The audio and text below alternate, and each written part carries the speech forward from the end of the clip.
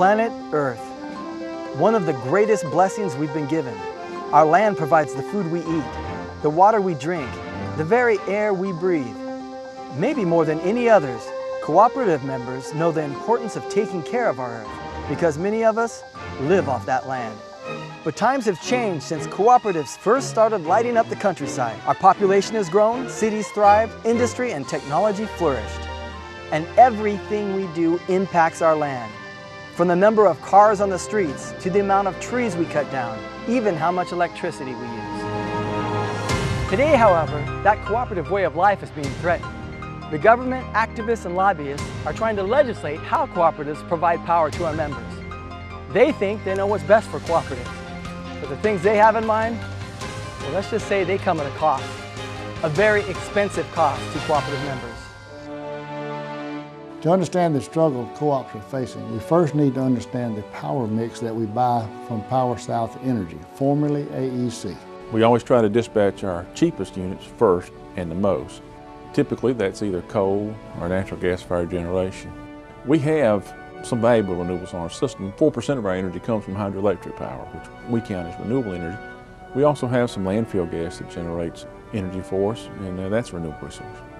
We don't have any wind on our system. We are participating in a wind project in Iowa. There's just really not enough wind to support production of energy on a utility scale in the Southeast. Across America, 42 million people in 47 states get their power from co-ops. And 70% of that co-op power comes from coal. And there's a good reason for that. We have right now about 240 years of coal under the earth. Coal generation is very critical to our energy blend. If coal were not part of our mix today, we would be in real trouble as an electric utility trying to provide the needs of our members on a day-to-day, hour-to-hour basis. So coal is very critical not only today, but as we look into the future as our power supply mix.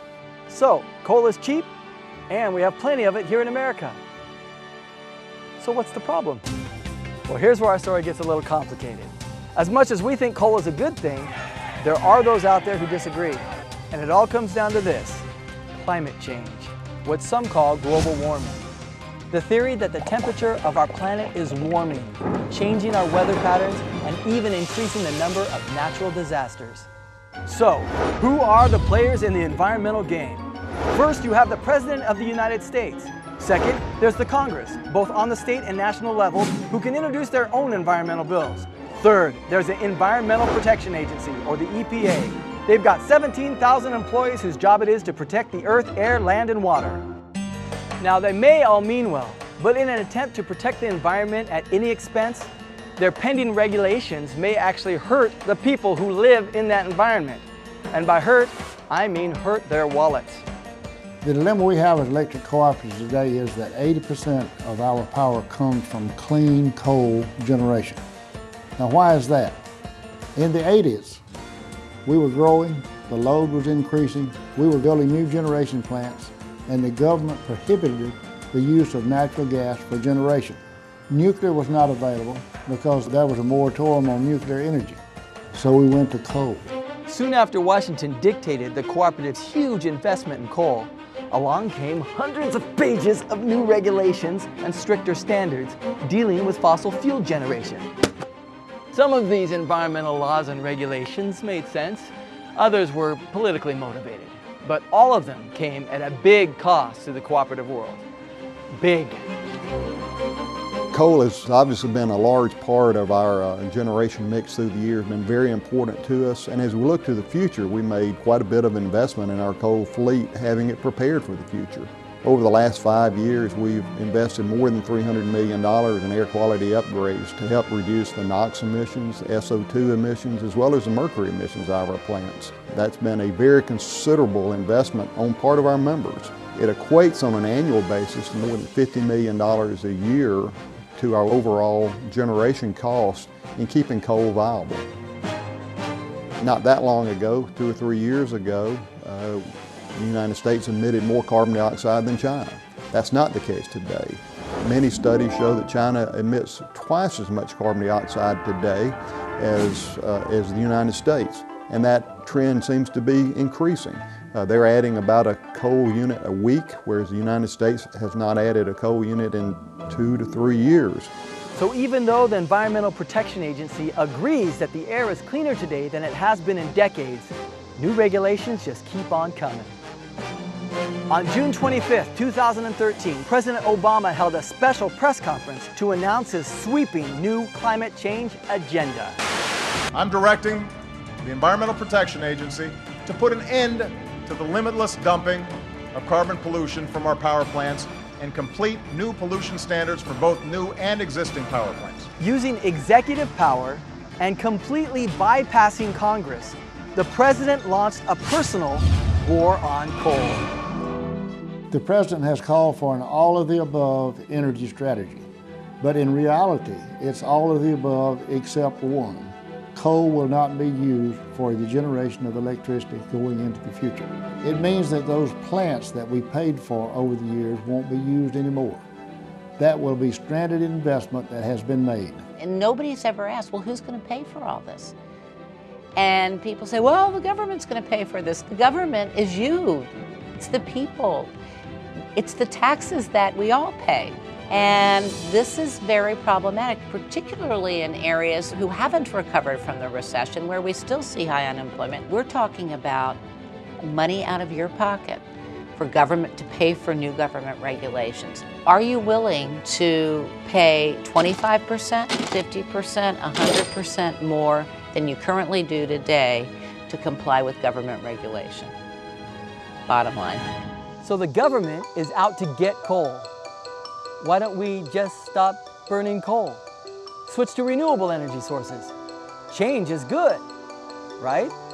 We need to have a balanced set of resources, a diverse set of resources to serve the energy needs, because at certain times one fuel cost may be high and another low. We want to take advantage of that. We also need a balanced, diverse set of resources to serve when other resources can't. Renewable resources, particularly solar and wind, they're good when the sun shines and the wind blows. But when the sun's not shining and the wind's not blowing, you have to have other resources to pick up the slack and be there 24/7. And coal's one of those resources. Coal provides an opportunity for us to make sure we can meet our load at all times of the day, at all times of the night. If you take coal out of the mix, you've taken one of the most affordable resources, the most consistent resource out of the mix, and you've placed the burden on other resources that are less affordable, less consistent. And coal won't be the only thing affected by carbon regulations. Remember when we said that 15% of our electricity comes from natural gas? The Sierra Club has had a push against coal to be beyond coal, but now they are beyond natural gas too. Natural gas and coal provide 70% of the energy in our country. So what are we going to do? Are we going to tell folks, well, you can surf the internet during the day, but at nighttime don't wash your clothes, don't run the dishwasher. You've got to pick certain times because the resources we're falling back on now are intermittent. So where do cooperatives stand? More than anything, we believe there needs to be a balance.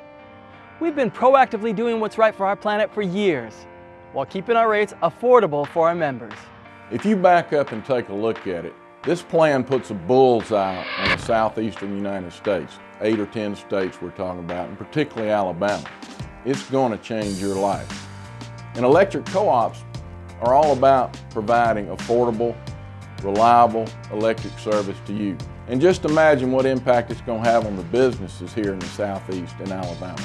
They're going to move overseas. They're going to look for another place to do business. And just imagine the impact that's going to have on the jobs here in our area.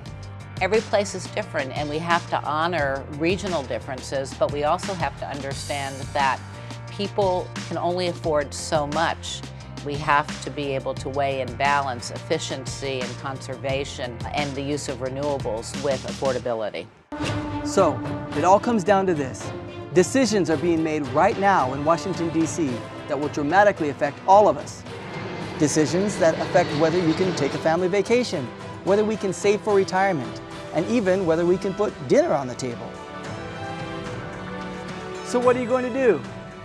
You're busy, you got carpool, and 2 jobs, and your to-do list around the house is a mile long, and you're just one person.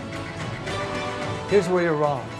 When all the co-op members come together, our voices are strong and loud. And you've got all the tools you need: a phone, a pen and paper, Twitter, Facebook, and most importantly, a voice. You have a voice. We want to use the Congress to help us get our message across that you can't go very far on this without impacting not only the American economy, but the American people.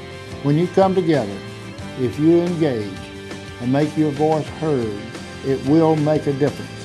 I've seen it time and time again, and that really is the cooperative difference.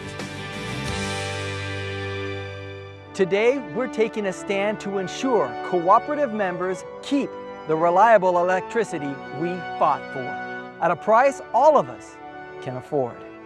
The co-op needs you now more than ever before. We need your voice to protect our wallets, to protect our way of life, and to protect our future.